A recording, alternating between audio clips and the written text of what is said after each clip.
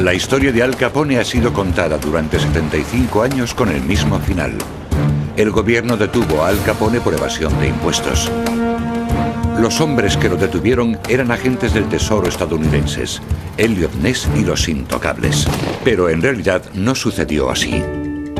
La auténtica historia, el auténtico plan para cazar a Al Capone fue una operación secreta de la CIA. Hubo agentes secretos, instrucciones del presidente y un grupo de empresarios con identidades secretas. Juntos idearon un minucioso plan para cazar al asesino más cruel de los años 20. El hombre al que denominaron como el enemigo público número 1. A pesar de lo poderoso y despiadado que era, Capone fue detenido.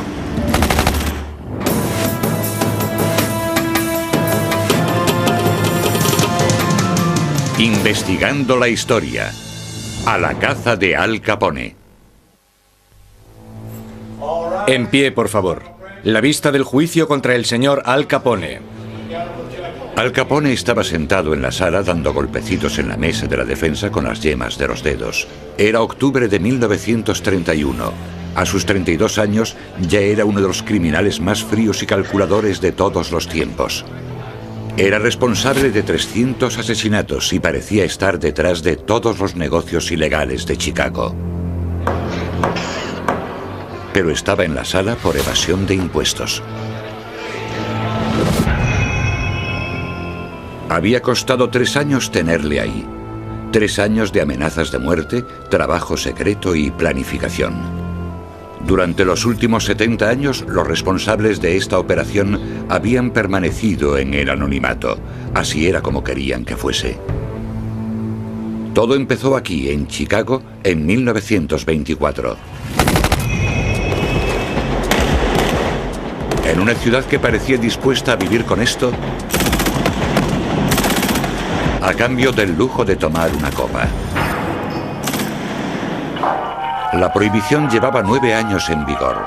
La prohibición federal de la venta y consumo de alcohol había dividido a amigos y conocidos, e incluso a ciudades enteras, en 2 bandos, mojado y seco. La gente que vivía en las afueras de la ciudad de Chicago eran los secos. Mientras que Chicago era una de las más mojadas de las mojadas. En la cima del imperio de venta ilegal de alcohol de Chicago estaba Al Capone. Era joven, tan solo tenía 24 años cuando empezó, pero era muy listo. Tenía una habilidad especial para los negocios ilegales. Era la personificación del crimen organizado. Antes de cumplir los 30 ya ganaba más de 25 millones de dólares, que equivaldrían a unos 75 de hoy en día. Y cuando le fallaba su sentido empresarial, tenía una manera infalible de asegurarse el éxito. Acababa con la competencia. Su banda estaba en los titulares de los periódicos continuamente. Bajo su mandato, Chicago se había convertido en una ciudad aterrorizada por la violencia de las guerras de venta ilegal de alcohol. La policía, los jueces, incluso el alcalde de la ciudad, habían sido comprados por Capone. Muy pocos crímenes eran investigados, y aquellos que lo eran muchas veces acababan sin condena. Pero un día, en 1929, Capone cometió un error. Eran las 10:30 de la mañana del 14 de febrero cuando los hombres de Capone entraron en un almacén al norte de Chicago. Dentro había 6 hombres de la banda de Bugs Moran y también un optometrista que solía salir con ellos. Supuestamente Moran también tenía que haber estado allí, pero llegó tarde. Habían sido engañados con una falsa llamada telefónica, prometiéndoles un camión lleno de whisky robado a bajo coste. Capone había organizado lo que pasaría después. Tal y como lo veía él, el negocio de la venta ilegal de alcohol de Chicago era suyo. Nadie se metía en medio. Mientras Capone estaba a salvo en su casa de Miami, otros llevaron a cabo su plan. Primero, 2 de sus hombres, disfrazados de policías, entraron en el almacén y pusieron contra la pared a toda la banda de Moran. Los hombres les hicieron preguntas, se quejaron un poco, pero no se resistieron. Sabían el protocolo de lo que aparentemente parecía una redada rutinaria. Una vez estaban contra la pared, llegaron otros 2 hombres de Capone.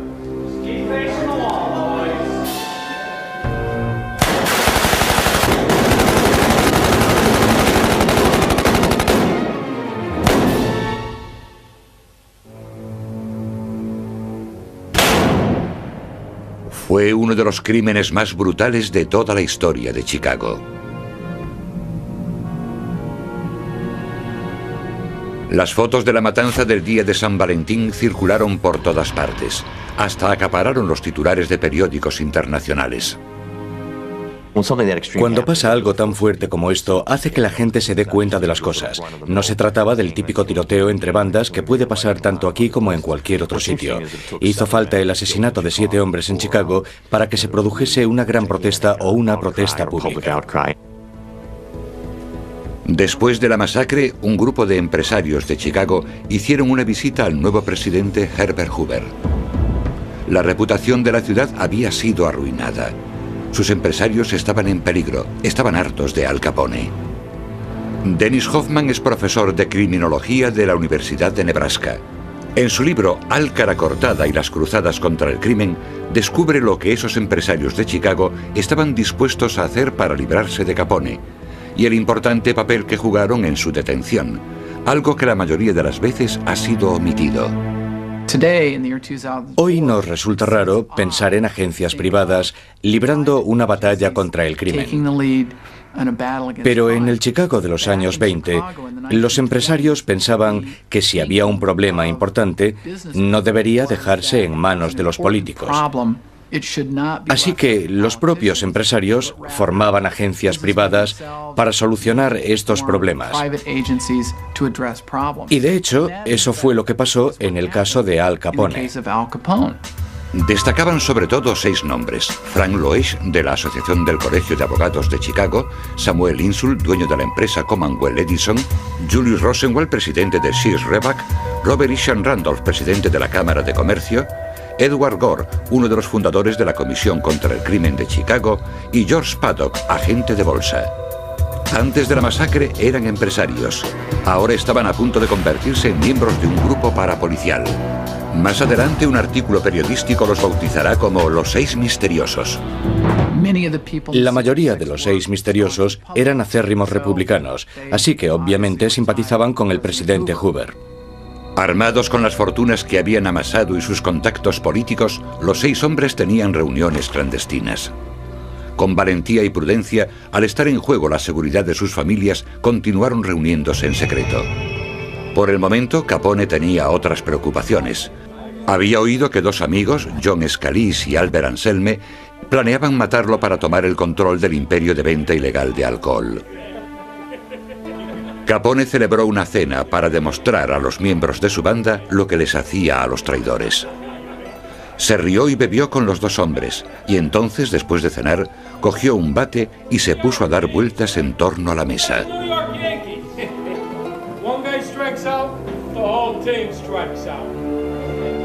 Somos un equipo, dijo, como los Yankees de Nueva York, pero solo hay un jefe y ese soy yo.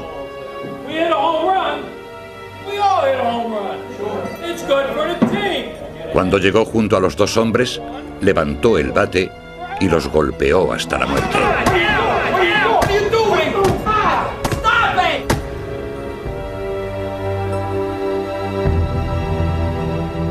Era un comunicador eficaz.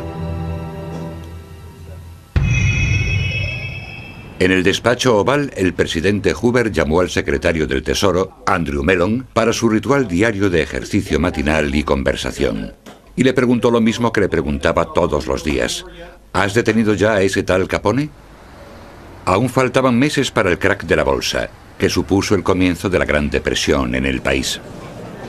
Hoover no era nada tonto. Puede que fuera nuevo en la presidencia, pero sabía que para tener éxito tenía que tener contentos a los líderes industriales de la nación. Además, la prohibición había sido idea suya y fue una de las razones por las que le habían elegido presidente. Quería a Capone entre rejas, casi tanto como sus electores de Chicago. El secretario del Tesoro, Mellon, había ideado un plan de ataque sobre 2 flancos. Había enviado a Chicago a 2 grupos de agentes del Tesoro. Ambos grupos entrarían en contacto con los 6 misteriosos cuando llegaran a la ciudad. Para entonces, los 6 tenían $1 millón en su fondo de lucha contra el crimen, que estaría a disposición de los agentes cuando les hiciera falta. Elliot Ness y sus intocables perseguían a Capone por violar la prohibición. Mientras Ness acaparaba los titulares de los periódicos, el otro grupo de agentes trabajará en secreto para infiltrarse en la banda de Capone e intentarán sacar información a los propios hombres de Capone sobre su forma de llevar el negocio. El agente especial Frank Wilson será el encargado de clasificar la información y las pruebas. El agente Mike Malone arriesgará su vida intentando infiltrarse en la banda de Capone. Su tapadera la inventaron en las oficinas centrales. Mike sería un matón de poca monta de Filadelfia. Los otros 4 agentes saldrían a la calle en busca de informadores y comprobarían los archivos bancarios. Capone sabía todo lo que pasaba en Chicago en 1929. Oyó hablar de los 6 misteriosos y de los agentes del servicio de inteligencia, pero no les dio demasiada importancia. Yo supongo que quizás Capone se acabó creyendo algunas de las historias que publicaban sobre él los periódicos de Chicago.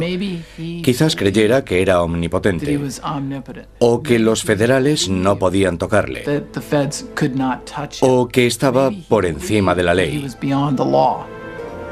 Le molestaba que los intocables hicieran redadas en sus destilerías, pero esos agentes nunca podrían presentar cargos contra él. Él se había asegurado de eso.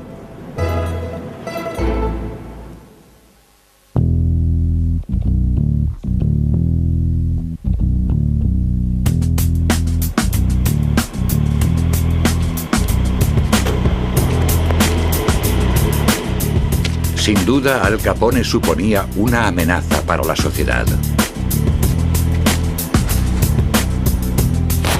Era un despiadado asesino que desató una ola de crímenes sin precedentes en Chicago y dio a la ciudad una reputación de la que aún no se ha librado hoy en día.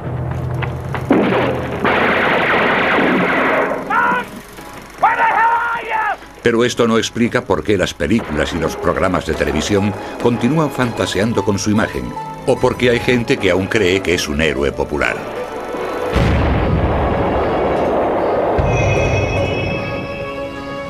Llegó a Chicago procedente de Brooklyn en 1924, siguiendo a su mentor, y se convirtió en el jefe de la mafia más joven de la historia.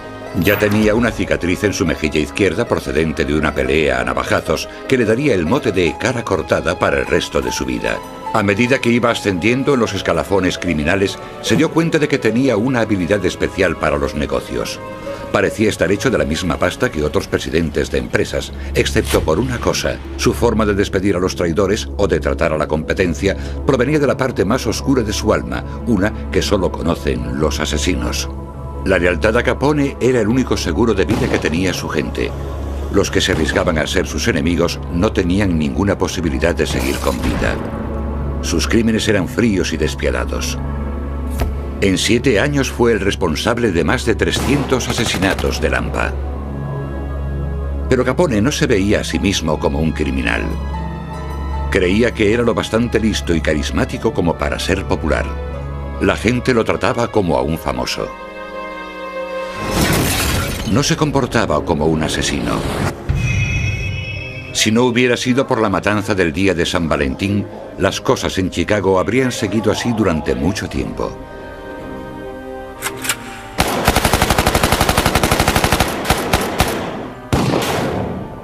Pero una vez estuvo claro que Al Capone estaba detrás del brutal asesinato en serie, la ciudad que él creía suya se volvió contra él. A finales de 1924, los 6 misteriosos, los empresarios de Chicago convertidos en grupo parapolicial, estaban progresando en su plan para librarse de Capone. Cada miembro tenía sus motivos para querer a Capone fuera de Chicago. Frank Leach, un cristiano devoto y superviviente del gran incendio de Chicago, lo veía como un servicio público. George Paddock, futuro miembro del Congreso de Estados Unidos, estaba preocupado por el efecto que tendría en los pobres. Robert Isham Randolph había mandado tropas en la Primera Guerra Mundial y veía esto como otro tipo de guerra. Colectivamente sus motivos eran sencillos. Creían que con Capone y su banda sueltos la ciudad no era un lugar seguro. Las cosas empezaron a salirles bien. Iniciaron una campaña secreta para conseguir que otros empresarios contribuyeran económicamente en su lucha contra el crimen. Se reunían regularmente con los agentes federales que el presidente había enviado a Chicago. Elliot Ness y los intocables preparaban abiertamente la acusación por violar la prohibición, mientras que los agentes del servicio de inteligencia trabajaban de incógnito, arriesgando sus vidas en busca de pruebas de algo que en principio parecía casi cómico: evasión de impuestos. A algunas personas les parecerá gracioso que Al Capone fuera detenido por evasión de impuestos, pero esto simplemente demuestra lo difícil que era acusarlo de otros crímenes. Los testigos acababan siempre muertos. Y había otra dificultad. A la gente de Chicago le gustaba el alcohol. Capone era su proveedor. No tenían ganas de que lo detuvieran. Si los federales cogían a Capone acusándole de violar la prohibición, este caso sería juzgado en dos lugares. Sería juzgado en los tribunales, pero también sería sometido a un juicio público. Lo mejor era acusarle de evasión de impuestos, porque el contribuyente medio entendía la detención de un ciudadano que había eludido su responsabilidad a contribuir al bien general de la sociedad. Los 6 agentes secretos de la IRS asignados al caso Capone solían reunirse en una salita de una oficina de correos de Chicago. No eran hombres comunes y corrientes. Eran del tipo de personas que tienen el valor de pasar por una puerta sabiendo que hay gente armada al otro lado, y también la habilidad de saber identificar hasta la prueba más pequeña. No todo el mundo puede buscar en libros e informes, y no todo el mundo tiene el valor de pasar por una puerta. Para ser realmente efectivos, los agentes del Departamento de Investigación Criminal tienen que ser capaces de saber hacer estas dos cosas. Los agentes recorrieron las calles. Poco a poco se iban abriendo camino hacia Capone. Uno de los agentes encontró a una prostituta que trabajaba en uno de los burdeles de Capone, que accedió a ser su informadora.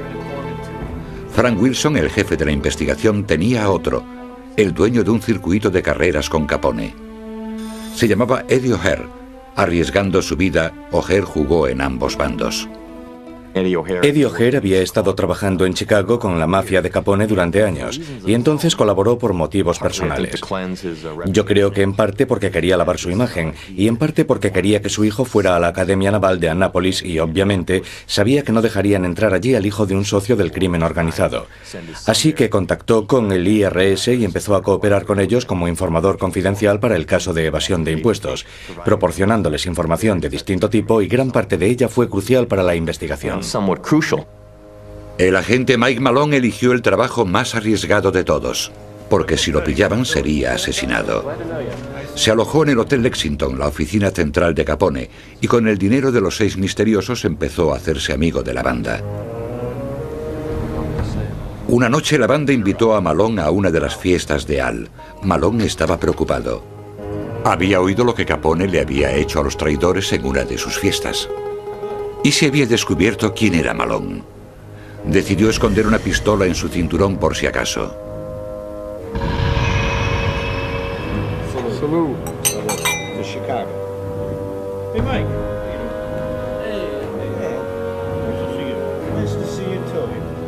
Cuando sirvieron la cena, Malone se comió un trozo del filete.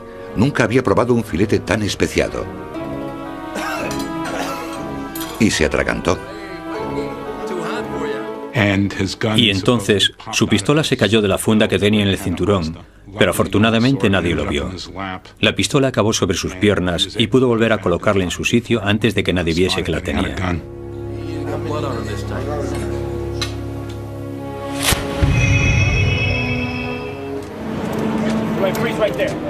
Días después, a la salida de un teatro, Al Capone se encontró con 2 policías. Tenía un montón de problemas. La mafia de Nueva York no estaba nada contenta con él.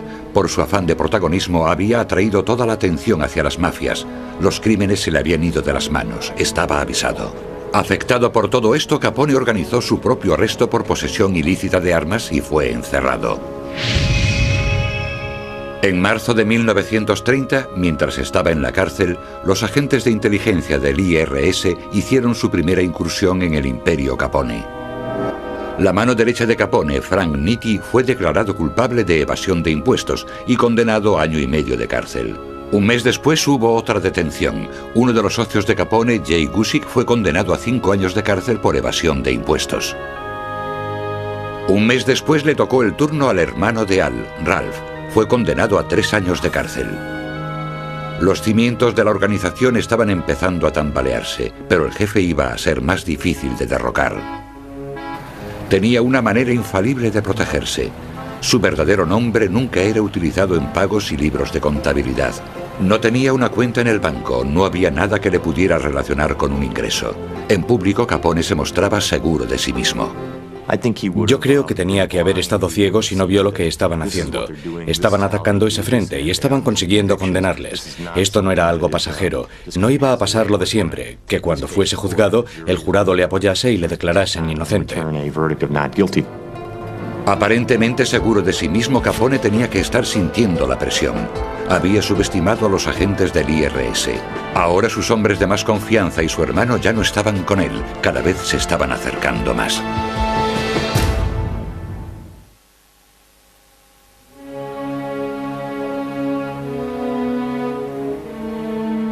En marzo de 1930, los 6 misteriosos hicieron el siguiente movimiento para intimidar a Capone.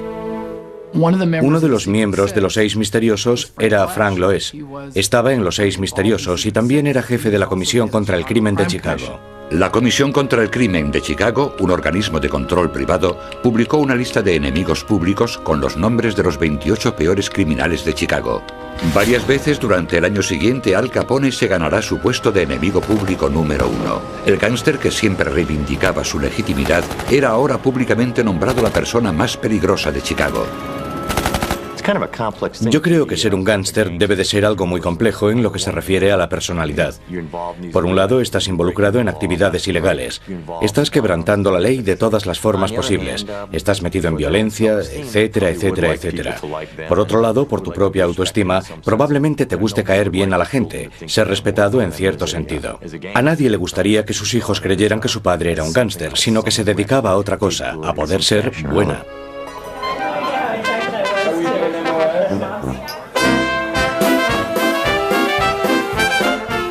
Los 6 misteriosos estaban haciéndose famosos por su lucha contra el crimen. Abrieron un bar clandestino donde se reunían delincuentes de poca monta y les daban pistas. Contrataron a sus propios investigadores y continuaron financiando el trabajo de los intocables y los agentes del IRS. Su fama se estaba extendiendo por todo el país. Grupos de empresarios de otras ciudades estaban formando sus propias organizaciones de lucha contra el crimen, siguiendo el modelo de los 6. Todo el mundo quería saber quiénes eran los 6 misteriosos. Capone leía sobre esto en los periódicos y estaba empezando a ponerse nervioso. Convocó una reunión con el jefe de los 6 misteriosos, Robert Isham Randolph. En sus memorias, Randolph escribió que Capone le había propuesto un trato. Si los 6 misteriosos lo dejaban en paz, limpiaría Chicago completamente. Randolph se negó. Eran malos tiempos para Capone. El mundo de la mafia estaba cambiando. Había un nuevo alcalde en Chicago con un nuevo departamento de seguridad del Estado que no podía ser comprado.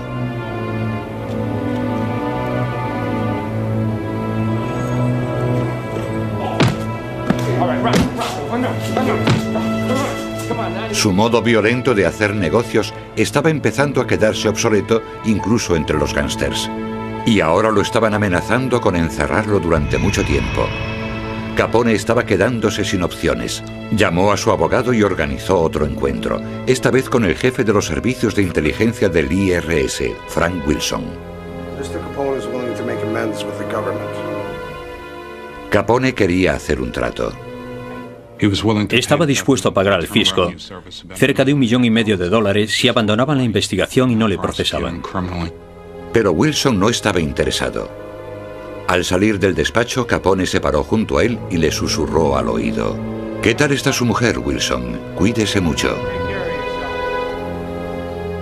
Wilson se tomó la amenaza muy en serio.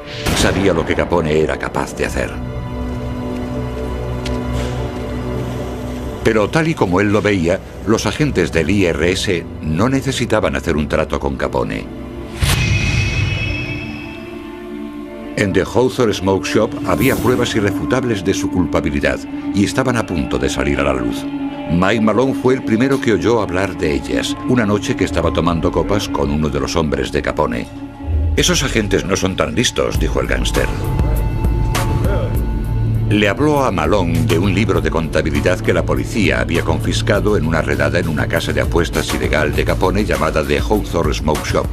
Estaban ahí, justo delante de sus narices tenían todas las pruebas que necesitaban para cazar a Capone. Frank Wilson será quien encuentre esas pruebas. Estaba terminando un día de 18 horas de trabajo, revisando los libros de contabilidad de las redadas de la policía, esperando encontrar uno en el que apareciese el nombre de Capone. Había decidido dejarlo por ese día, pero entonces encontró algo que no había visto antes. Era el libro de contabilidad de un estanco, de Hawthorne Smoke Shop, que servía de tapadera para una casa de apuestas. En una de las páginas encontró el nombre Al y a su lado una cantidad, $17.500. El libro de contabilidad de Hawthorne fue crucial en el caso porque contenía pruebas directas de que Al Capone estaba recibiendo dinero. Los miembros del jurado lo entienden mejor si ven las hojas y alguien les explica que pone que se ha realizado el pago de una cantidad y que esa persona ha recibido la cantidad, pero que no consta en ninguna declaración fiscal. Ahora Wilson tenía que relacionar a Capone con el Al del libro de contabilidad. Tenía un par de ideas. Había mandado a agentes del servicio de inteligencia a buscar muestras de la escritura de más de 1000 gángsters de Chicago en informes policiales y registros electorales. Entonces comparó las muestras con la letra del libro de contabilidad y encontró una coincidencia. El nombre del cajero era Leslie Shanway. Llamó a su informador Eddie O'Hare para ver si O'Hare sabía dónde estaba Shanway. Eddie, do you know Leslie Shanway? Si podían encontrar al cajero, tendrían a Capone. Localizaron a Shanway en un canódromo en Florida y encontraron a otro cajero de Capone, Fred Rich. Ahora tenían a 2 personas que podrían testificar contra Capone. Pero había una dificultad. No había ningún programa federal de protección de testigos. ¿Cómo podrían mantenerlos con vida? Entonces los 6 misteriosos dijeron, vamos a hacer lo que tengamos que hacer. Y financiaron esta actividad. Y en cierto modo formaron como un pequeño ejército privado que luchaba contra los mafiosos de la misma manera que luchaban entre ellos. Mientras los agentes de inteligencia preparaban el caso contra Capone, a la oficina de Wilson llegó una carta del abogado de Capone, Lawrence Mattingly.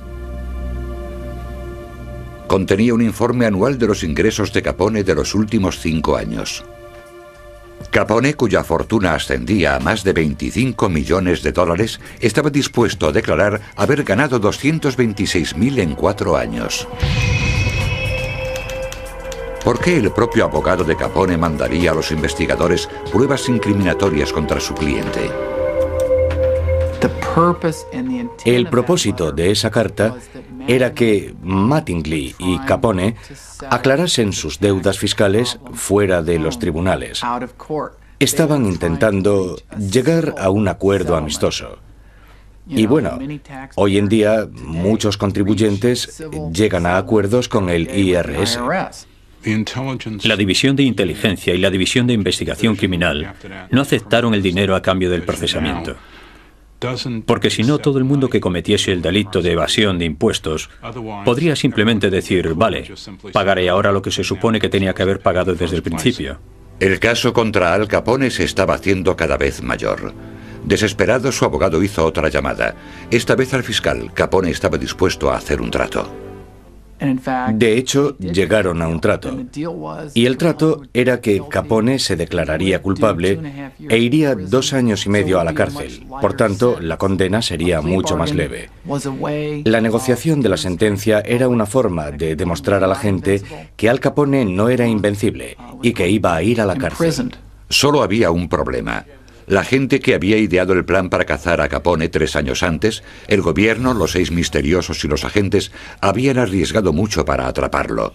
¿Realmente iban a dejar que se librase de esta cumpliendo una condena de 2 años y medio a 5 años? Cuando el abogado de Capone se presentó frente al juez para la resolución de la negociación de la sentencia, el juez hizo algo inusual. El juez James Wilkerson echó un vistazo al acuerdo y lo rechazó. Rechazó la negociación de la sentencia. Y cuando estaban en la sala, Wilkerson le dijo a Capone, No puedes comprar al Tribunal Federal. La carta al IRS no había funcionado. La negociación de la sentencia tampoco. Capone estaba en peligro. Y yo creo que en ese momento Capone se dio cuenta de que las cosas habían cambiado. Y ahora sabía que si lo condenaban tendría que enfrentarse a bastantes años de cárcel en vez de creer que lo condenarían a 3 años. Y que con buena conducta saldría en solo 1 año o algo así. Y que pronto podría volver a Chicago. Unos días después, Frank Wilson recibió una llamada de Mike Malone. Había oído hablar a los hombres de Capone. Capone había ordenado que matasen a Wilson. La reacción de Wilson fue sorprendente. Dictó una orden de arresto contra Capone y salió en busca de los hombres a los que Capone había ordenado matarle. Cuando Capone se enteró de lo de la orden de arresto, canceló el asesinato. Ya estaba metido en bastantes líos. El 5 de junio de 1931, Al Capone fue acusado de 2 cosas: evasión de impuestos y violación de la prohibición. 3 meses después abrió un comedor de beneficencia para la gente de Chicago, la mayoría sin trabajo debido a la Gran Depresión. Casualmente, esto fue justo antes de su juicio por evasión de impuestos, y lo cerró poco después de terminar el juicio. Así que parece que no hay nada mejor que una treta publicitaria para conseguir un poco de publicidad positiva en todos los periódicos, y así poner a la gente de parte de Capone justo antes de que comience el juicio del caso y se empiece a deliberar. Capone pasó el verano previo al juicio en su casa de Lansing, Michigan. Antes de irse ordenó a su banda que hicieran un trabajo. Tenía otro as más bajo la manga. Si funcionaba, no habría forma de que le declarasen culpable.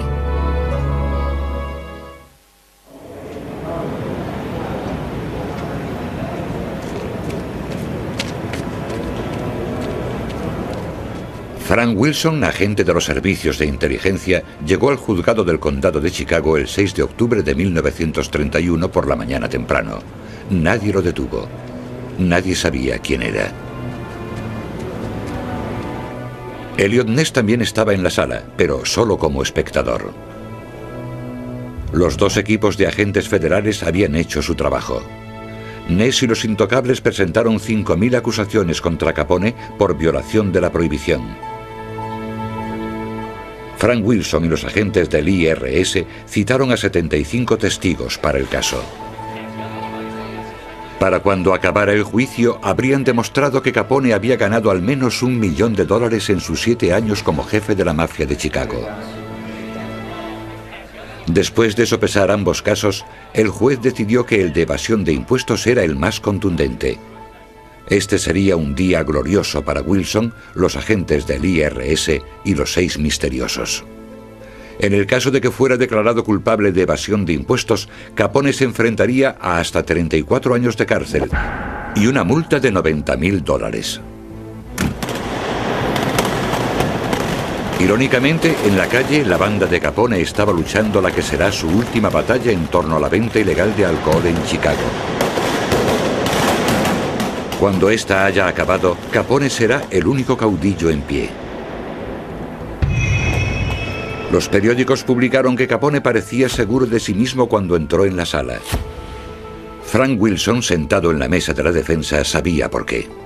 De alguna manera habían obtenido los nombres de los miembros del jurado. El primer paso para luego sobornarlos, intimidarlos, etcétera, etcétera, etcétera. El agente Mike Malone, aún de incógnito, había informado a Wilson de esto, y Wilson se lo había notificado al juez.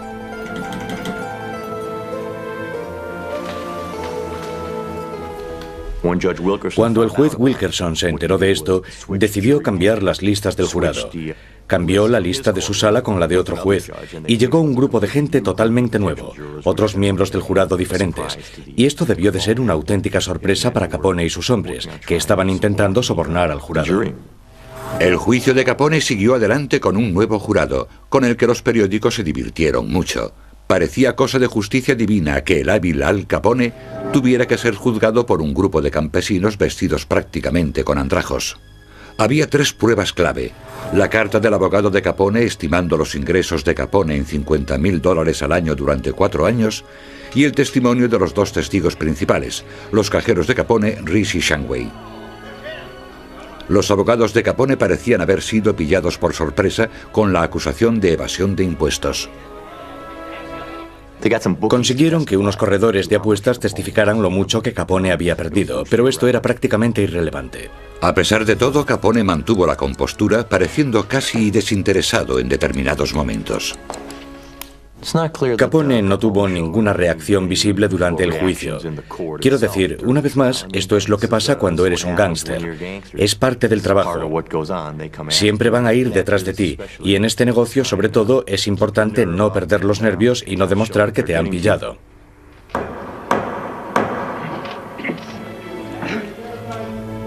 El resultado del juicio está grabado en la historia. Al Capone fue declarado culpable de evasión de impuestos durante los años 1925, 26 y 27 y de no haber presentado las declaraciones de la renta del 28 y 29. Fue condenado a 11 años de cárcel y una multa de $80.000. Fue la condena por evasión de impuestos más severa jamás imputada.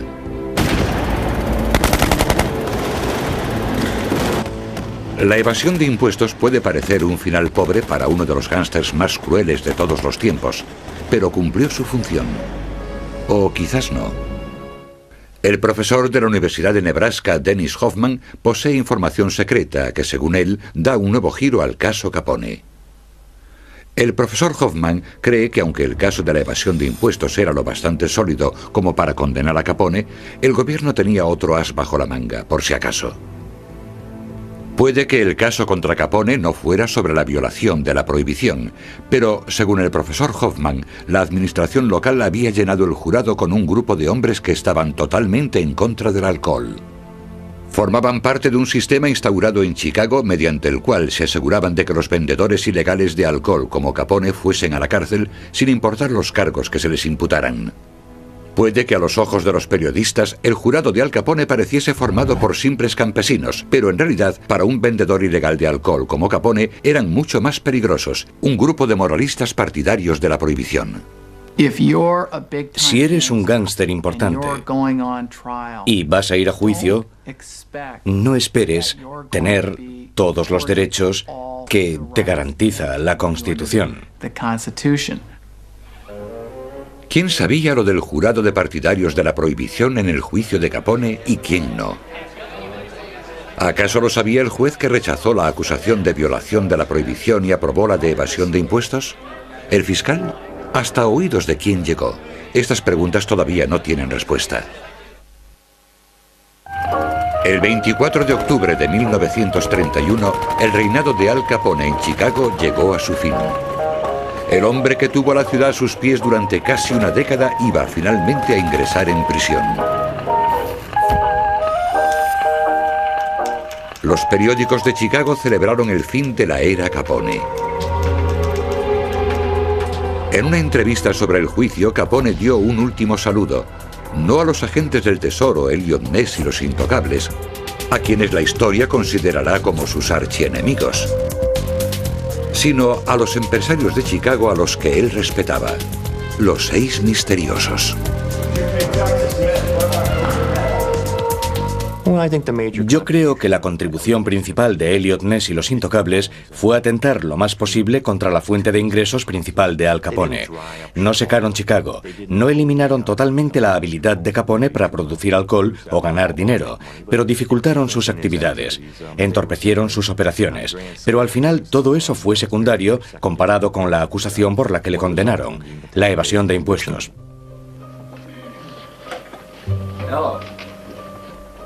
Los 6 misteriosos, acordes con su deseo de mantener las identidades de sus miembros en secreto, habían permanecido fuera de la sala, pero estaban atentos a todo lo que ocurría dentro. En una entrevista publicada en un periódico después del juicio, Robert Randolph, el líder del grupo, dijo que él creía que la contribución de los 6 misteriosos había sido dejar que los criminales supieran que tenían un nuevo enemigo no político al que enfrentarse. El caso había terminado. El malo estaba entre rejas. ¿Pero le había dado el gobierno a Capone un juicio justo? ¿O había hecho lo que creía que tenía que hacer amparándose en que el fin justifica los medios? En realidad, este juicio era sobre el restablecimiento de la legitimidad del gobierno federal. En esa época, el gobierno federal había fracasado en su intento por resolver el problema de la depresión. La administración de Hoover no estaba solucionando los problemas de la gente sin empleo y también estaba fracasando en su intento porque se cumpliese la prohibición. Por tanto, el juicio de Al Capone le dio a Hoover la oportunidad de restablecer la confianza en el gobierno federal. Incluso hoy, el gobierno centra su atención en determinada gente. Yo creo que es normal que la unidad de inteligencia, para ayudar al presidente de Estados Unidos, centrase su atención en alguien como Al Capone, es decir, en un asesino.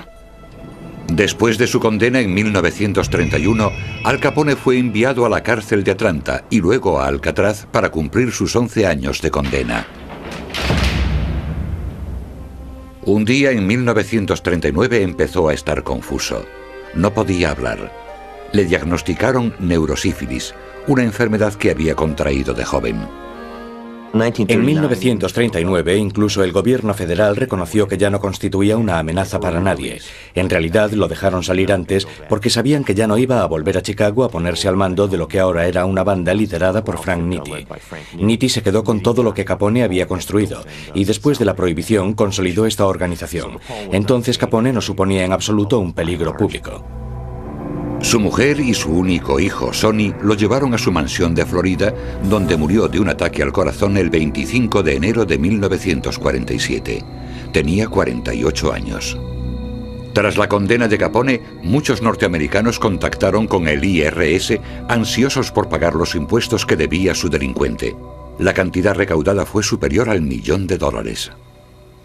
En 1968, la ley del Sistema Federal para la Selección del Jurado estipuló que los miembros del jurado serían elegidos de listas de censo electoral para evitar sistemas como el de los miembros del jurado partidarios de la prohibición. La gente del crimen organizado aprendió mucho del juicio de Capone. Las lecciones que ellos aprendieron de todo esto fueron: tratar de pasar desapercibidos, permanecer en la clandestinidad y no contarle a todo el mundo que eres un criminal y te dedicas a trapichear. Para los 6 misteriosos, lo que parecía algo muy claro empezaba a no serlo tanto. Los 6 misteriosos fueron pillados pinchando los teléfonos de Swanson, el abogado del Estado. Al final, cuando estas acusaciones fueron presentadas ante un gran jurado, no pasó nada. Sus días de grupo parapolicial habían terminado. El informador de Wilson, Eddie O'Hare, se convirtió en un respetable empresario. Pero 8 días antes de que Capone saliese de la cárcel, a O'Hare le dispararon. Frank Wilson cumplió la promesa que le había hecho. Se aseguró de que el hijo de O'Hare, Butch O'Hare, entrara en Annapolis. Su hijo se graduó en Annapolis, se convirtió en aviador naval y de hecho hizo un gran trabajo durante la Segunda Guerra Mundial. Derribó 5 aviones japoneses en una misión y al final murió en el Pacífico. Al cabo de un tiempo, al nuevo aeropuerto de Chicago le pusieron el nombre de O'Hare Field, en honor a Butcher O'Hare, el hijo de Eddie O'Hare. Frank Wilson, de la unidad de inteligencia del IRS, se convirtió en jefe del servicio secreto y fue el encargado del servicio de seguridad frente a ataques nucleares. Cuando el bebé Lindbergh fue secuestrado, Charles Lindbergh le pidió su ayuda. La unidad de inteligencia siguió investigando a otros mafiosos en Nueva York y consiguieron condenar a 250. A medida que pasaban los años, los nombres de aquellos que acabaron con Capone iban desapareciendo de la historia. Sin embargo, la historia de un despiadado pero carismático gángster y su archienemigo, el guapo agente del tesoro, ha ido evolucionando. Yo creo que nos hace gracia. Nunca nos tomamos como algo personal que Elliot Ness se llevase todo el mérito. En realidad nunca lo hicimos. La idea de que debajo de los elegantes trajes de un grupo de ricos empresarios y un puñado de agentes del IRS podría haber una especie de superhéroes simplemente no era una historia lo bastante buena.